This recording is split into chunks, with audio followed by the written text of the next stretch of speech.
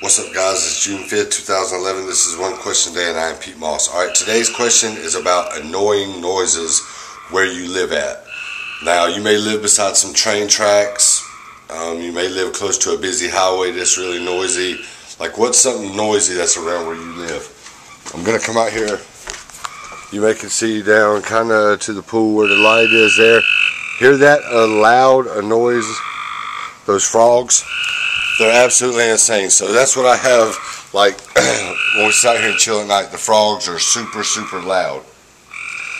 So frogs, loud frogs. There's a creek down at the back of our yard, down the hill. It's kind of woods on the other side of the deck and stuff. But yes, the frogs pretty much rock all night. They'll take a little break every few minutes. But they're very loud. So what loud and annoying noises do you have around your house? This is One Question a Day. I am Pete Moss. I will see you guys tomorrow.